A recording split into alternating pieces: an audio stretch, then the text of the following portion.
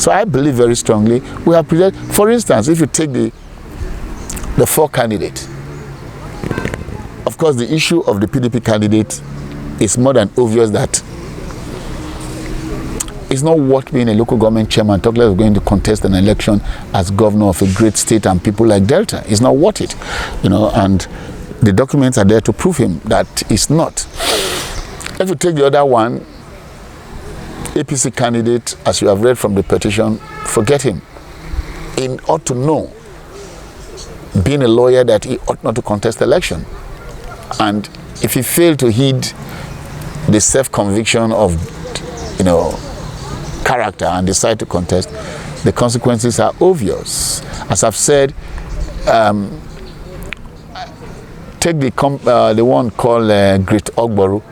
I brought Great Ogboru back to Nigeria. The day he came, as a coward, he couldn't come out of the plane, a Lufthansa plane. I went into the plane in Lagos to bring him out, gave him a vehicle, a Mercedes-Benz 230E.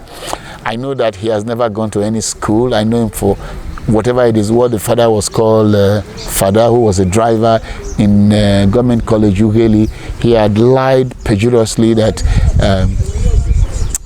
he finished primary school in 4 years. So he cannot even present the certificate because, he didn't go to any school. He said he went to Huron.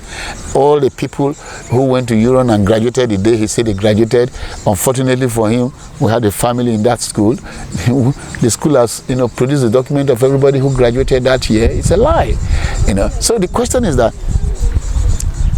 if you want to participate in an election, let Deltans start seeing themselves in a true situation like an American election.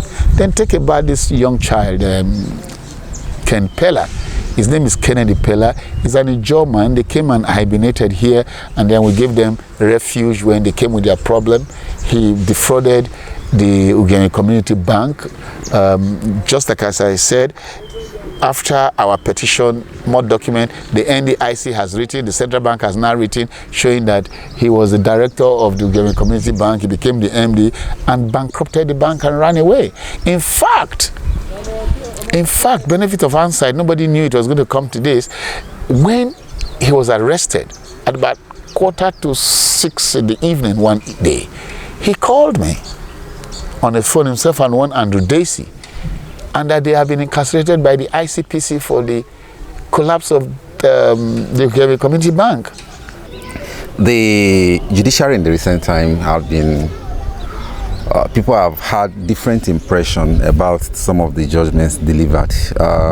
With your knowledge as a lawyer, how would you describe the judiciary in clear terms, in terms of delivery of judgment? And as a lawyer, is it the problem of presentation, delivery of judgment, or the defense of cases by the lawyers? No, you see, why unfortunately we have a lot of lawyers who double deal. They're on this side and on this side. They take money from both sides. So in that regard, it is difficult for you to actually know unless you take individual cases and what truly transpired. No judge what is onions. No judge. And don't forget that I have one in my house. No judge what is onions will deliberately be stupid to do what is wrong. Yeah, money is good, money is influential and all of that, but if you don't give them the room to wriggle, it will be difficult. For instance, in this case, the judge should ask Sheriff to produce his 7 affidavit, Omo-Agege to produce his 11 or 10 names that he has created and different age and all of that. It's easy. In the case of Ken Pella, did you steal 100 million or not? Was there 2 panels set up or not? In the case of Ogboru, you say you went to Huron, you say you went to government college, did you go? So these are the issues. Judges don't just do things. They must get a loophole. This case, there's no loophole at all for anybody to wriggle. They have to attest to the fact that those things that have been said about them are untrue for the judge to be able to maneuver.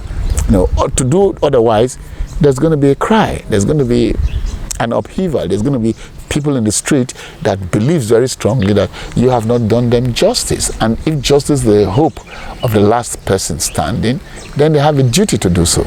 And I think the lawyers that are doing this matter are very senior members. You have about 4 or 5 senior advocates on the team.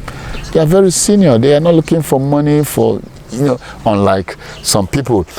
I give you a very nutty case of somebody who was working with the oil magnate in Port Harcourt.